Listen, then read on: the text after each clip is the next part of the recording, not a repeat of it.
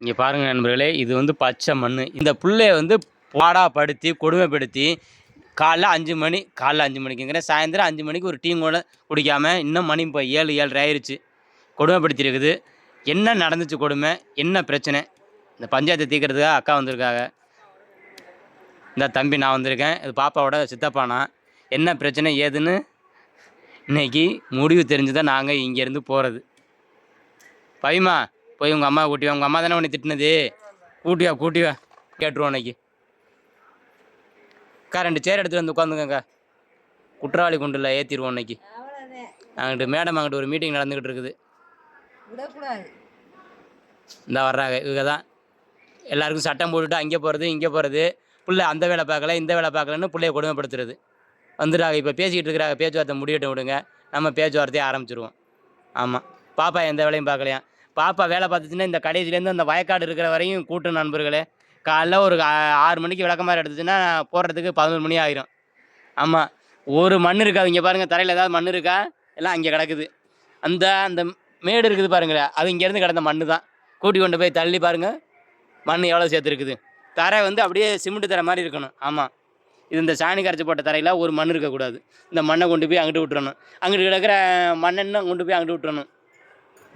இப்படி வேலை பார்க்குற ஒரு பிள்ளைய வாயால் வச்சு பேசலாமா? ஒரு வார்த்தையை கொண்டு ஒரு பெத்த தாய் இப்படி பேசலாமா? அது 10வது படிச்சிருக்குது, பரீட்சை எழுதியிருக்குது. அதுக்கு கோவம் ரோசம் வருமா வராதா? அந்த பாப்பாவுக்கு, எங்கள் பாப்பாவுக்கு கோவம் ரோசம் வருமா வராதா? அக்கா கூப்பிடுங்க அக்கா, உட்காரவங்க அக்கா.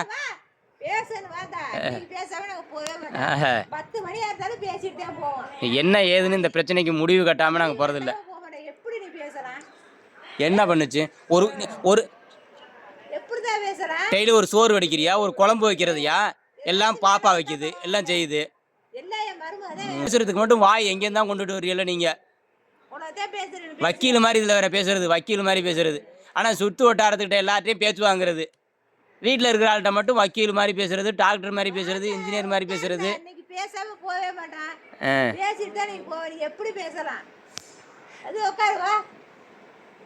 அங்கிட்டு பஞ்சாயத்து ஓடிக்கிட்டு இருக்கு நண்பர்களே. அவங்க அக்கா கூட ஒரு பஞ்சாயத்து. அவங்க அக்கா வந்து வந்தாகலாம், கூட்டி கொண்ட விடுறதுக்குள்ள அவங்க அக்கா தப்பிச்சு ஓடி போயிட்டாகலாம். ஐயோ ஏங்கா நீ போனேன், அப்போ உனக்கு தங்கச்சி இல்லையா, நான் நீ எனக்கு அக்கா இல்லையான்னு அங்கிட்டு ஒரு மீட்டிங் நடந்துக்கிட்டு இருக்கு நண்பர்களே. அப்படியே பாசத்தில் அப்படியே ஊதிக்கிட்டு இருக்கிறாங்க.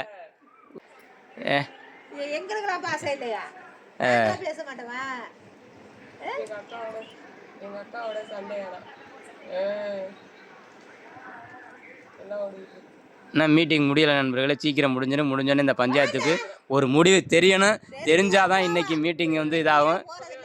ஆமாம்,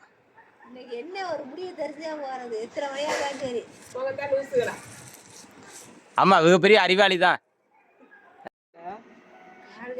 ஏற்பா எதுக்குப்பா பாப்பா பேசுனியாமே? என்ன வேலை பார்க்கல, அது என்ன வேலை பார்க்கல அக்கா? நீங்க சொல்லுங்க அக்கா. குடும்பத்து வேலை பார்க்கலையா? நீங்க தான் போய் குடும்பத்து வேலை இது நாள் பார்த்துக்கிட்டு இருந்தீங்களா? ஆடா பாவம், வீட்டில் இருக்கிற எல்லா வேலையும் பாப்பா தானே பாக்குது. பாப்பா பார்க்காம நீங்க தான் பாத்தியலோ? கூட்ட சுத்தி பாக்குற வேலை, அப்புறம் கூட்டுற வேலையை தவிர வேற எந்த வேலையும் பாக்குறது இல்லை. நீ வாட்ட அங்கிட்டு ஓடி போயிருங்க, இங்கிட்டு ஓடி போயிருங்க. மேடம் புதுக்கோட்டைக்கு ஒரு நாள் ஓடி போயிருங்க, அறந்தாங்க ஒரு நாள் போயிருங்க, மாமியாவுக்கு ஒரு நாள் முடியல, அவங்களுக்கு முடியல, இவங்களுக்கு முடியலன்னு போயிடுறது. அப்ப அன்னைக்கெல்லாம் யார் பாக்குறது வேலை? அன்னைக்கெல்லாம் அந்த வேலையெல்லாம் யார் பார்த்தது? பாப்பாவை தவிர வேற யார் பார்த்ததுன்னு ஒரு சரி அதிசயமா. சரி, இதே மாதிரி தான் அன்னைக்கு வந்து எனக்கு என்னென்னு அங்கலம்மன் கோயில் சித்ரா பௌர்ணமி சாமி கும்பிட்றதுக்கு ஏதாவது சொல்லிட்டு போனீங்களா மேடம்? நீங்கள் சாமி கும்பிட்டு சொல்லிட்டு போனீங்கன்னா நான் போகிற அவசரத்தில் எப்படி சொல்லிட்டு போக முடியும்? ஒரு மாதம் நான் பார்த்தா மறு மாதம் அது எப்படி பார்க்குறதுங்கிறத நீங்கள் தெரிஞ்சு யார்கிட்ட சொல்கிறது இல்லையா? யார்கிட்டயாவது அது இதுக்கு அடுத்து இந்த அக்கா இருக்காங்க, அக்காட்ட சொல்லிட்டு போகல. சரி, அக்காவுக்கு தான் பையனுக்கு முடியல, அம்மா பார்த்து இருந்துச்சு, அவங்களால இங்கிட்டு வர முடியல. வேற அங்கே நீங்கள் அங்கே போய் அங்கே அறந்தாங்க உட்காந்துருந்தீங்கல்ல, ஒரு ஃபோன் எடுத்து ஒரு வார்த்தை சொல்லலாமா? சொல்கிறது இல்லையா? என்ன ஃபோன் இருந்தால் தான் சொல்லலாம், ஃபோன் இருந்தால் தான் சொல்லலாம். யார்கிட்டயாவது ஒரு ஃபோனை வாங்கி சொல்லலாமா இல்லையா? ஊரே போனை வச்சிருக்குது, ஒரு ஊரே போனை வச்சிருக்கு, ஒரு போனை பிடிங்கி டக்குன்னு கொடுங்கன்னு சொல்லிட்டு வாங்கி போன் எடுத்து பேசிட்டு அவங்கள்ட்ட கொடுத்துட்டு போனாண்ணே. ஏன் ஒரு 5 மணிக்கு போகிற என்ன ஜாமான் வாங்குறது, எவ்வளவு வாங்குறது யாருக்காவது தெரியுமா? இங்கே யாருக்காவது இத்தனை நாள் தெரியாமல் எதுக்கு நீங்கள் ரகசியமாக வச்சுருந்தீங்க? கோயிலுக்கு எவ்வளோ ஜாமான் வாங்குறதுங்கிறது இதுவரையும் யாருக்குமே தெரியாது. மாலை எவ்வளவுக்கு வாங்குறது, துண்டு எவ்வளவுக்கு வாங்குறது, அந்த சாமிக்கு வந்து பட்டு புடவை எவ்வளவுக்கு வாங்குறது, எதுன்னு சொல்கிறது இல்லை. ஒரு சின்ன பிள்ளை அது காசை எங்கே கொடுத்துட்டு போகிறதுனா சொல்கிறது இல்லையா? அது உண்டியல் காசு எடுத்து வந்து கொடுக்குது. உண்டியல் காசை கொடுக்கும், நீங்க காசை கொடுப்பீங்க. ஆமாம் ஆமாம், நாங்கள் யூடியூப்லேருந்து காசு கொடுக்குறாங்க. யூடியூப்லேருந்து சின்ன பிள்ளை எங்கேருந்து போய் சரி அப்பா இருக்கிறத வாங்கிட்டு வாங்க அப்படிங்குது. ஒரு சித்ரா பௌர்ணமி அன்னைக்கு அதை தான் சிறப்பாக செய்யணும். அன்னைக்கு நீங்கள் ஆளுக்கு ஒரு ஊரில் போய் படுத்துக்கிறீங்க. என்ன பண்ணுறது ஏது பண்ணுறதுன்னுட்டு. சரி அதெல்லாம் இல்லைப்பா, பாப்பாவை திட்டிருக்கிறியா, பேசியிருக்கிறியா, பண்ணியிருக்கிறியா, அது மன கஷ்டத்தில் இருக்குது, மன சஞ்சலத்தில் இருக்குது, அதனால அது மனதளவில் பாதிக்கப்பட்டிருக்குது. நீ பாப்பாட்ட சாரி கேளுப்பா, மன்னிப்பு.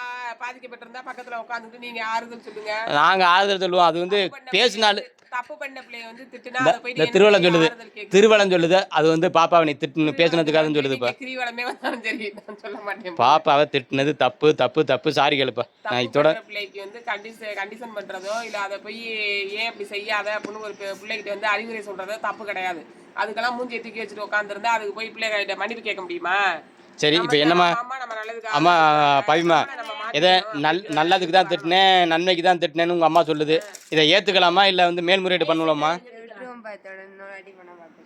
இன்னொரு நட பண்ணா சரி. அக்கா நீங்கள் என்னக்கா சொல்கிறீங்க? இனிமே பேசினாக்கா மன்னிப்பு கேட்க சொல்லுவான். மன்னிப்பு கேட்க சொல்லுவியே, பஞ்சாயத்து கூட்டுவியே, எல்லாம் நிச்சயம் கூட்ட தான் செய்வான். ஆமாம்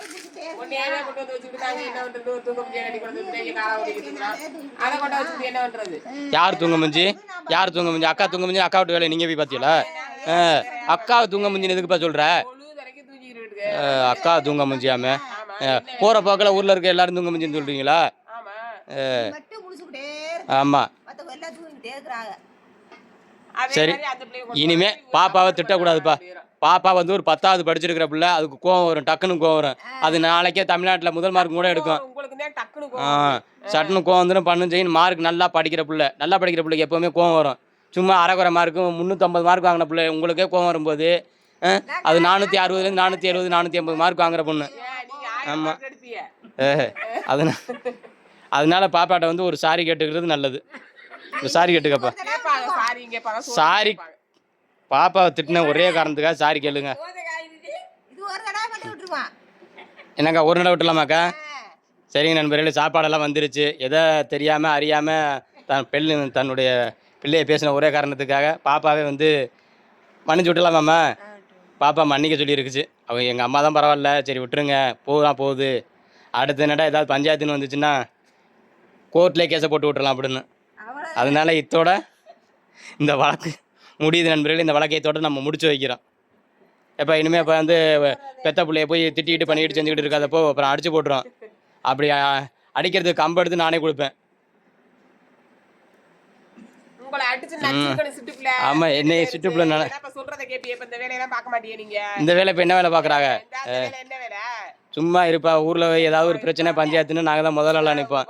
இனிமேல் பாப்பா அதெல்லாம் தேவையில்லை, அதெல்லாம் பேசக்கூடாது. பாப்பாவை இனி ஒரு வார்த்தை கூட வையக்கூடாது, திட்டக்கூடாது. அப்படி திட்டுனாக்க நாங்கள் வருவோம்ப்பா.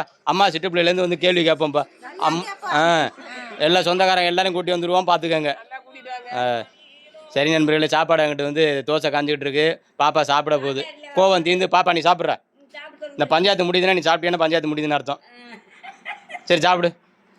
இந்த பாப்பா வந்து சாப்பாட்டில் கை வச்சிருச்சு நண்பர்களே.